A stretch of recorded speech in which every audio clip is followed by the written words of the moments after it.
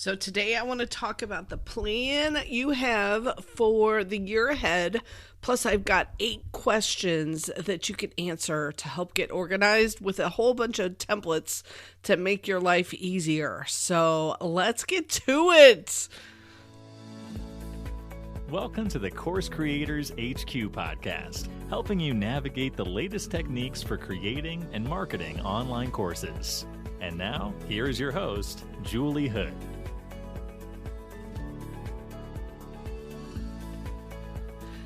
I am so excited to be doing this episode with you. I've been sick for the past 2 weeks with this god-awful voice and whatever. And so the fact that I can actually record a podcast for you today is so exciting. And before we get started, though, I wanted to talk about 2 brand new free resources that I pulled together for you. The first one is the 2023 Ultimate Course Creators Planner. So the team helped me create this for you.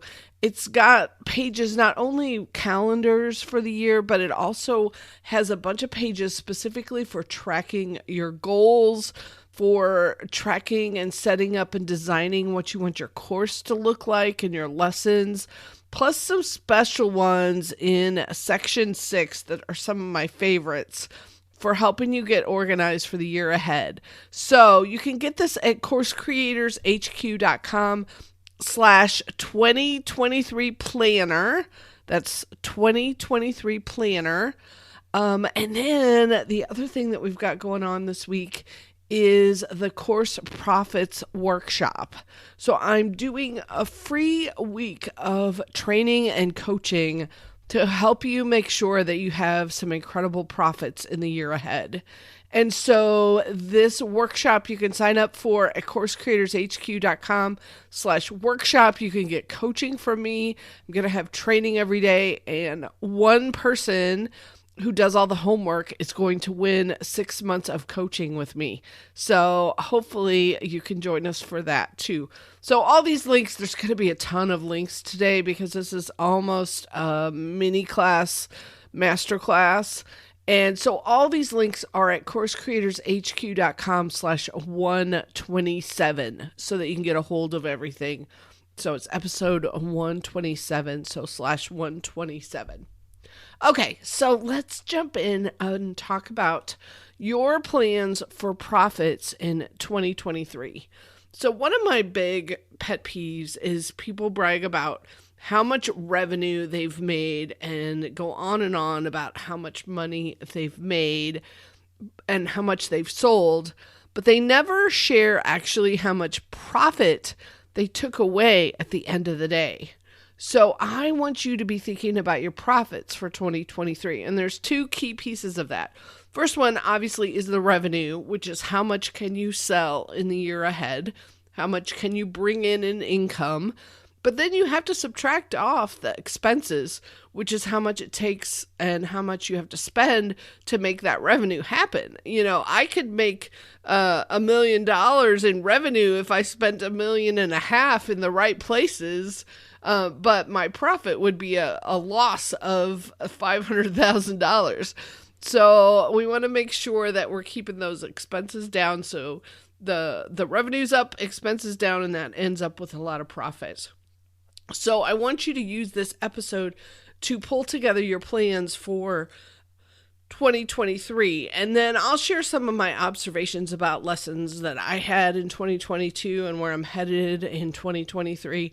And you might actually want to listen to this episode twice, because the first time through just to listen, and then the second time through to actually pause and answer the questions and be at your computer to go get the templates that I'm talking about. So just a thought, because it is more of a class and less of a podcast episode, informational episode.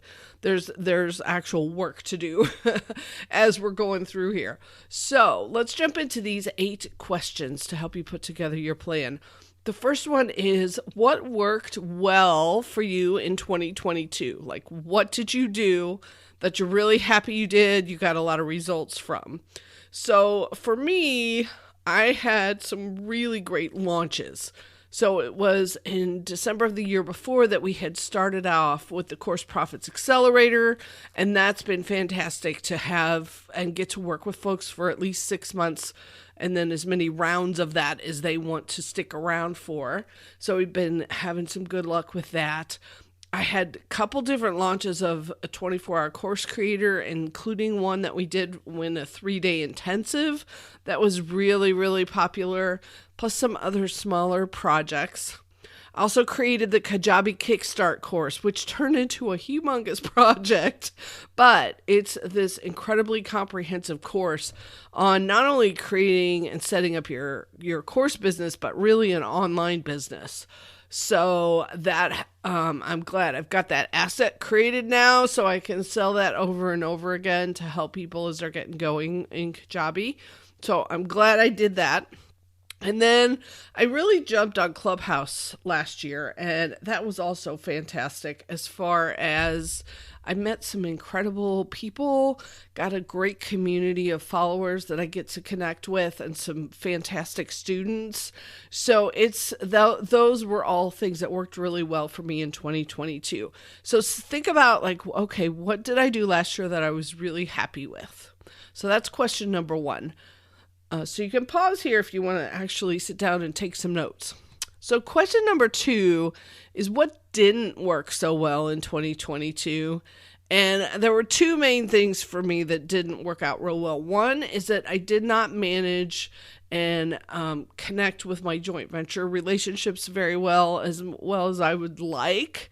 So I'm changing that up this year. I'm going to have probably a dedicated hour each week just for following up with partners and getting connected with them, because I made the connections, but then I didn't do the follow-up. So it was, that's like the worst possible way to do your joint ventures.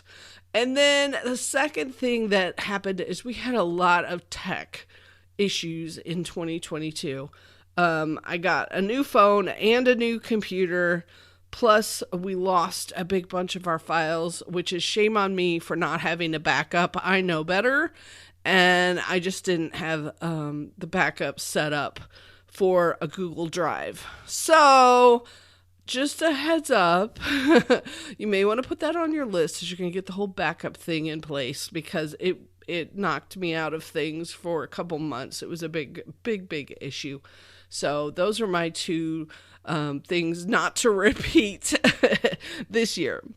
And then now we want to sit down and really look at what your goals should be for the year ahead. And there's a couple things that I want you to think about. I've got a tracking sheet that I'll put in the show notes for you that I like to use. Use whatever works for you. There's some in the Ultimate Planner that I talked about at the beginning, so if those work. But I like to have one page that is a list of kind of the goals for the year. There's also a link on this goals template for how you want to feel. So that's also really kind of important piece of the puzzle, is noticing how it is that you want to feel. And the sheet actually talks about all different areas of your life. But in this episode, we're going to focus on the business side of things. So it's up to you if you want to add in some others. The other thing is I don't know about you guys, but on January 1, I like to kick off and have all of these plans and all these projects and all these things I'm going to do. And it's really hard to do all of those all at the same time. So it works much better when I spread them out and say, okay, these are going to be first quarter. These are probably going to be later in the year, and not try to do everything all at once. And then the other piece of this is to focus on what you actually have control over.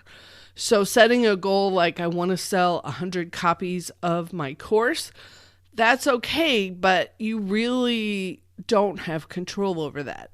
You have control over things like how many partners you're going to connect with, or how many launches you're going to do, or how many places you're going to share your freebie. Like, those are things in your control, but really how many people sign up is not so much under your control until you get to that place where you've done it enough that you know, like, when I get in front of X number of people, then I know that this many usually sign up. So keep them focused. I like having numbers, but keep them focused on what it is that you can actually control.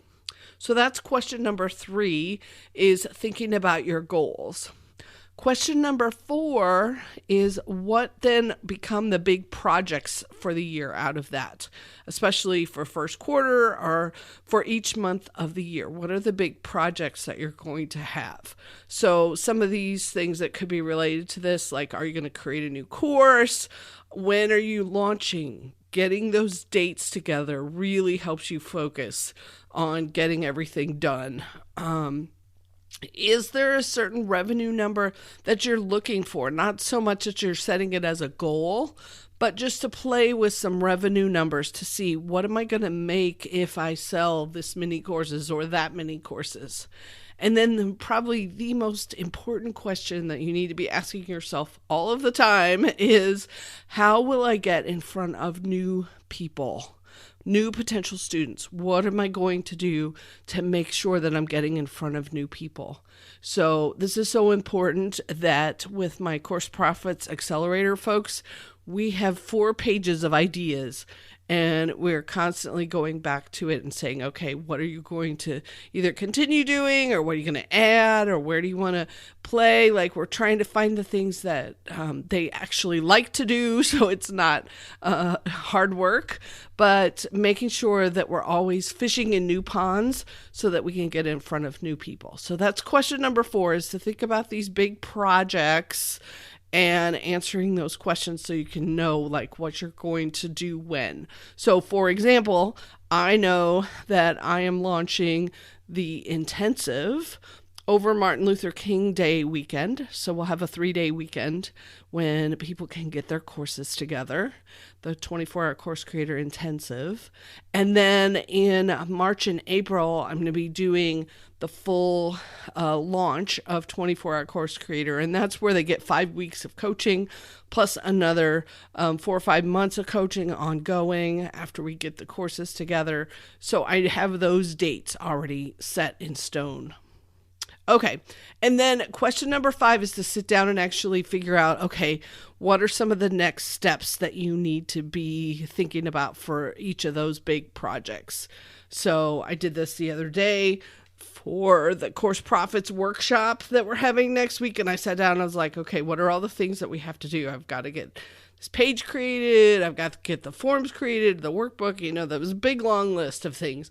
But once you have that list, then it's pretty easy to knock it out and like sit down and go through it. So that's question number 5, is the next steps for each project.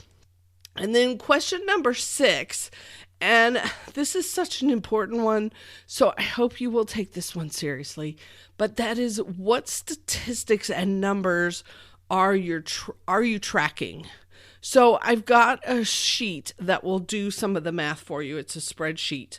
So the link is in the show notes for the tracking stats. But some of the things that are on here is tracking how many email subscribers you have, how many followers you have on social media. I track my downloads of my podcast. And I actually, because this was so important, did a whole episode of the podcast on this, which was episode 55. So if you haven't listened to that one, you might want to go back and check it out, because it will share like why this is important. So question number 6 is, what stats are you tracking, and do you have this all set up so it's nice and easy in a spreadsheet so you can update them? I like to update mine monthly so I can keep track of it, and those things that you focus on are the things that improve and get attention spent on them. So focus on those important numbers.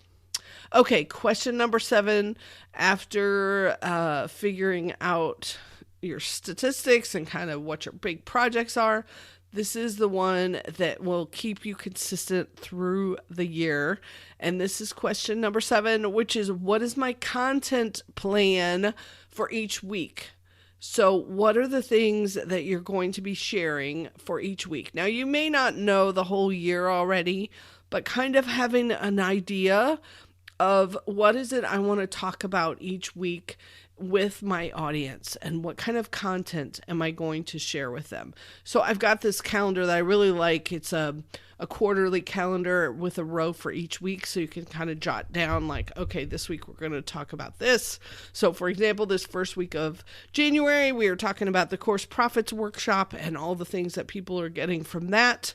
And then next week, we're going to jump into talking about the 24-hour Course Creator Intensive. So you can see, like, I am listing out what I'm going to be sharing each week so that I can save the ideas and keep organized and know what I'm going to be sending out in my emails. So there's a couple other, if you do struggle a little bit with coming up with ideas, I've got a couple more episodes that can help you with this. Episode 121 talks about long-term and short-term content and knowing the difference. And then episode 123 walked you through a tool called Copy Creator, which I'll also link to, but it's an easy way for you to get some content ideas that you can tweak. Like, you may not use them exactly as they come up, but I think it's so much easier than having a blank screen and trying to come up with ideas. So you can use Copy Creator to help with that. And then our final question number 8, is what does your time map look like for a normal week? And this, I will tell you, is one of my biggest productivity secrets in the way that I get a lot of stuff done and stay consistent with it. And that is that I block out my week with a general idea of when things are going to happen. So Tuesdays are podcast days, Wednesdays and Thursdays I work on emails, Sunday night I'm sending you guys the planning email, and I'm going to add a new day for joint ventures are going to be in there. I'm also looking at maybe doing some more with video or either LinkedIn Live or YouTube, or I'm not exactly sure what that looks like yet, but I'm going to set aside Fridays to work on that to make sure that I'm being consistent with creating that kind of content.